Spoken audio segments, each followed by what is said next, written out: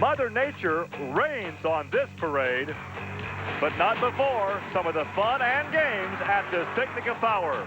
So let the good times roll. Coming up next, we double your pleasure with 2 scoops of fun and monster racing.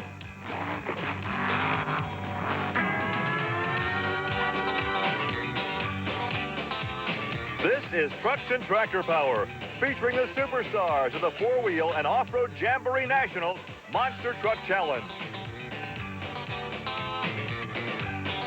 Today, we bring you the 4-wheel and off-road Jamboree Midwest Nationals on Trucks and Tractor Power on the Nashville Network from a very wet and soggy Missouri State Fairgrounds in Sedalia. Hi, everybody. I'm Gary Lee alongside Army Armstrong. Some unusual surroundings for us. We're inside the remote television facility where it's nice and dry because outside, Mother Nature has created a quagmire. But we have motorsports action for you with tape coverage of rounds 1 and the start of round 2 in the Monsters. Now, officially, the competition has been canceled because of rain. However, we also have some other bonus competition. And let me tell you about the bonus competition because the rain has nothing to do with that. As a matter of fact, these guys were looking for a little bit more moisture in the track.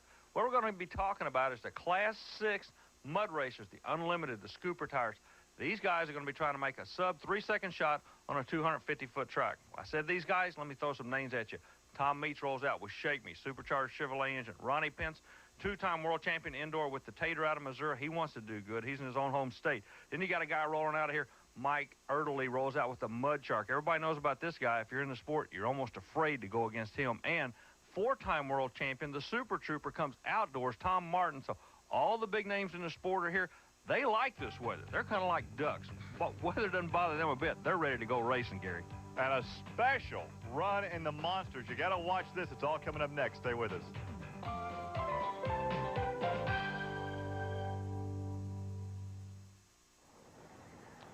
Not a very pleasant day here in Sedalia, Missouri, where Ford Trucks present the PENDA 4-wheel and off-road Jamboree Midwest Nationals, a part of the B.F. Goodrich Performance Series. Round 1 pairings, Barefoot against Nightmare, Tropical Thunder will go up against King Crunch, also in round 1. Snakebite and Black Stallion just showing off against Bigfoot. A 10-truck field will also have Carolina Crusher and John Moore's No Problem. Rain in the forecast. The skies looking threatening right now, so we're not sure just how much action we'll get in before Mother Nature takes over. There's a look at Kirk Dabney, the new driver of Nightmare out of Fort Wayne, Indiana. And there is Fred Schaefer in Barefoot. Well, Schaefer's been the story of the year so far this year. You know, we told you about him coming from Chevrolet over to Dodge. I think we got a good marriage here. Those guys are going to be players before the year's over. Dabney on the other side, he's new to this truck, but he's been in the sport for about 10 years. He's out of Fort Wayne, Indiana, and he knows awfully well he's going to have to leave with that Dodge if he's going to be competitive with him. Fred Schaefer was the fast qualifier, and he takes the measure of Dabney and takes the victory here. Our first matchup in round 1, and that will go to the Dodge of Fred Schaefer. Yeah, but nobody rolled over there. This kid in Nightmare, the GMC, was pushing Schaefer to the limits. He backed him into a corner and made Schaefer really work at Dodge to get the win, Gary. Keep in mind, though, with this 10-truck format, the fastest loser from round 1 will advance. So it's important to keep the throttle down all the way through the run. Exactly. You got to drive it out the back door is what they call it. Tropical Thunder. This is Wayne Smozanik. He tows up to Missouri from the state of Florida, from Jupiter, Florida.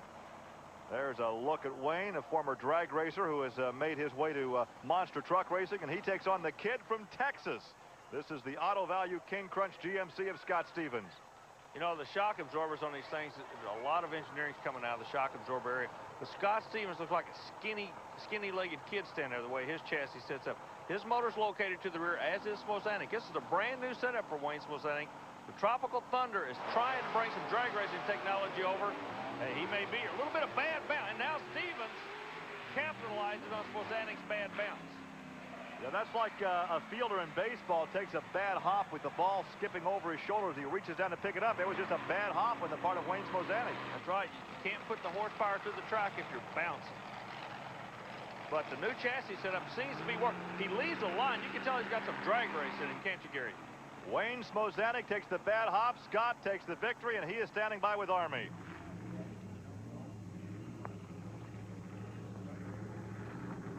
Well, Scott Stevens, The truck seems to like the track or something. It just seems to be working for you here. Oh, yeah, truck's just getting better and better every run. You know, we just got to find something. We're just a little bit off. You know, I feel like my driving's pretty close and the truck's pretty close. I just got to get it all together. You know, from the qualifying times, we're just a little bit short, but, you know, it's so close. I think we can find it. That run there was a little conservative. I just wanted to cut a good light and go straight, and it felt real good. And, you know, got to get ready for that next round. Every round here is going to be tougher. And here is a look at Snake Bite. That is the GTS fiberglass body on the Ford truck Colt Cobra out of Cobra Creek, Colorado. And he certainly has made his presence felt this season. The youngster from the state of Maryland. That's the Black Stallion of Mike Botters. That's another GTS body. You know, the fiberglass body is getting to be a very important part of this sport. And one of the old Bigfoot drivers saw that and started a company that specializes in these bodies now for these monster trucks, to keep them looking as close as possible to something the crowd can identify with. And keep them as light as possible, as Snake Bite's going to take this one in a big way. Colt Cobra is victorious over Mike Botters, so Mike may have had a mechanical problem there. Boy, that truck is gaining so much popularity. You go around the country, kids know who Colt Cobra is. Well, it's been a popular truck, but now it's a victorious truck. Exactly. Like you said earlier, he stepped up this year, and he's really going to be a player. Here is a look at Just Showing Off. This is Paul Huffaker and Just Showing Off, and he'll go up against the Bigfoot 10 of Andy Brass. There's a look at Paul out of Spring, Texas, down in the area where Scott Stevens hails from. As a matter of fact, Paul Huffaker was the original crew chief for Scott Stevens. When I first met him, I met those guys together. Andy Brass, everybody knows the story. A hired gun for Bob and Marilyn Chandler out of Missouri, driving the awesome blue truck. Meanwhile, Purina Mainstay dog food truck is trying to bump this big guy off. A lot of new sponsors coming in the monster truck competition, and we can see the color scheme there on the mainstay. But look at the victory by Andy Brass. Yeah, but Gary, when he tagged the brakes on the end, he's got some blue smoke coming out. They call that death smoke. That's usually the sign of a blown engine at this point in time. Wow. Well, Andy appears to be motoring on back to the pit area. Let's look one more time. He gets the hole shot and takes the victory, but that smoke couldn't be terminal. He had horsepower at the end of the run. When he backed on the throttles when the blue rolled out. Well, Andy is back in the pit area, climbs out of Bigfoot 10. Let's get on and talk to him, Army. Andy, you've got a tremendous amount of blue smoke coming out of the vehicle. What's causing that? Now, the only thing we can think of has been sucking some intake gaskets on it. We have a little problem with the intake. We had to stack some gaskets there earlier this afternoon. We was putting it back together, and we're just thinking maybe we're just sucking them in there, and we're getting oil out of the intake and burning it. Well, so perhaps a problem that can be rectified as another problem to be rectified. The weather, and the fans are heading for higher ground in the dryness under the grandstand. There's a look at Gary Porter and the Carolina Crusher as he will go up against no problem the new truck for John Moore. John Moore is still trying to get the handle on this truck. A lot of new designs. We keep talking about it. He's hooked up with a new sponsor, the HPX people. They've come up with a new idea, a new theory. But the truck is a lot softer, spongier, if you will. Keep an eye on it. It doesn't have a lot of forward to back motion, but a lot of left to right motion. Right now, he's tough. Look at that. Look at that. Boy, is that a photo finish? John Moore, no problem. Gary Porter, the Carolina Crusher, we could have a photo finish. Well, Gary, the officials are saying, yes, it is a dead heat, so they should come back and go again, I guess. The rules would dictate if it is a dead heat, they run it again. Let's take a look now at the replay. John Moore and Gary Porter, a dead heat, a photo finish. They have to go back and run it again, but right now there is a discussion at the start-finish line. Let's go down and listen in. Yes, that is correct. John does not want to run again. Thank you. Okay, John Moore, the decision has just been made. You and your wife made the decision. We talked earlier about the new truck, the new concept. You said the truck just doesn't have one more run left in it. You want to go back and regroup, but you got to be happy with it. Oh, yeah. HPX, no problem, has come great. The truck has just been doing real great. We're having a little spring problem right now. We got our rate a little too soft, and there's no more I can do to the truck right now. And the truck is so good, I don't really want to hurt the chassis by going out. We've got a good piece of equipment, and I don't want to hurt it. Well, speaking of hurting, Mother Nature is about to inflict some damage on all of us because heavy winds have moved into the area along with some drizzle. We understand some rain will follow, some heavy rain. And, of course, the spectators are moving on up to higher ground to take cover. If you look at Kirk Dabney, Fort Wayne, Indiana, he will go up against the same guy he took on in the first round, Barefoot. Barefoot won that one, but Nightmare was the fast loser. And so with this particular format with 10 trucks, it will be Fred Schaefer and Kurt Dabney going side by side in the first matchup in round 2. You know, that's why pushing a truck to the limit in every round in these races is so important. That's what got Dabney here. The fact that he was a quick loser. Barefoot takes the victory. Dabney's in trouble, almost over on his side. Look at that, back the other way and upside down. Dabney almost had it saved. He kept his foot in the throttle. I have never seen a truck go that far over to one side without going on over. No, he went back into the throttle. He high-sided. Immediately, the safety crew goes out, pulls the emergency kill switch, and the fire crew's right on the scene. I believe he's going to be okay, but that's what you got to do. If you're going to race, you got to go as hard as you can. Now, Mother Nature's kicking up her heels, so I don't think it's going to hinder things down on the track. Well, you're down there in the rain. We can see the rain now as it is heavier, and the driver is out. He is okay. Let's take one more look. I have the advantage of being up here where it's high and dry. You're down there getting wet. We can see the replay. Now watch how far over he goes. The door handle is almost in the dirt. He stays on the throttle. Oh, you can't go any more over than that. But then, like a sprint car, setting the chassis the other way, it went back over, rolled upside down, but once again, Dabney is okay, and perhaps only minor damage to that monster truck. Some anxious moments for those on the crew. We had an ISO camera on the crew chief as he shows his concern, but once again, the driver is okay, and he is standing by with Army Armstrong. Kirk, first of all, are you okay? Yeah, Army, I'm fine. Okay, you high-sided it back in the throttle. It looked like you're going to be able to pull it out, but it just didn't work for you. I'm relatively new, so we're not really sure what happened. We're going to have to take a look at the replay and see what happened. We're pretty upset that we've turned the truck over, but we'll be back.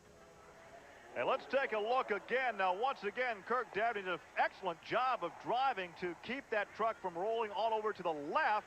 But then when he corrected, he almost overcorrected and flipped back over to the right side. Well, you got to remember, you got something digging on all four corners, so anything touching the ground is going to pull you one way or the other. Okay, on the throttle right now, look at the blue smoke. He is really up on the RPMs. It comes around, and now it does what they call the old high side. It just kind of slow rolled once he got going. There wasn't a lot of impact.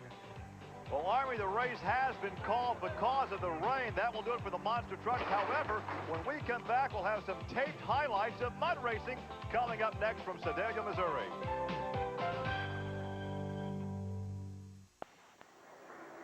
Welcome back to the Missouri State Fairgrounds. Timing lights at the finish line must mean it's time for mud racing. And the class we're going to be seeing today is Class 6, the Opens, the Unlimiteds. They run the paddle tires, so we're going to be seeing them go side by side. But what they're racing against is not each other, but the clock.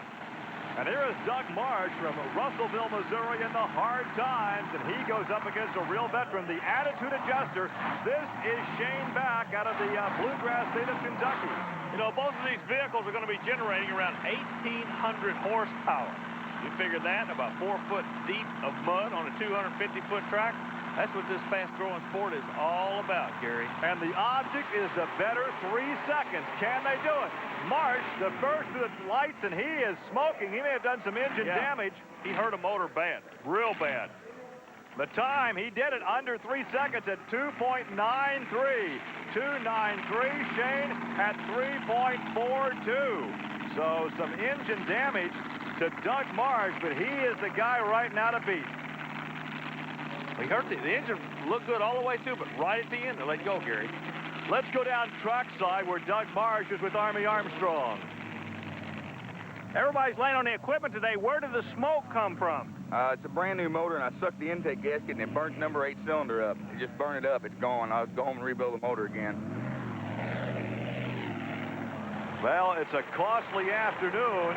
And right now, he is the guy to beat, but look at this, the brand new Mud Shark, Mike Erderly, out of the state of Michigan. A brand new creation in a long line of Mud Sharks, and look who he goes up against. Yeah, this is worth the price of admission right here. Man, these guys are like two old-time street fighters. Ron Pence, a Missouri boy, going up against this kid in the Corvette. Like I say, this could be worth the price of admission right here. Side by side. They're just sitting next to each other. They're racing the clock. The Corvette powered by Chrysler. I started to say the time to beat is 2.93 as Tater slides to stop, then taps the throttle, and the Mud Shark almost got one of those junk cars down there. Mike Erdely out of the Wolverine stayed at 3.17, not as quick as he has been in the past. Let's take a look again. What happens? These scoopers are designed to go forward, but once they go through the pit, look at both vehicles are basically semi out of control, and they turn around. Now, we're standing exactly in front of that vehicle right now when he bursts the throttle.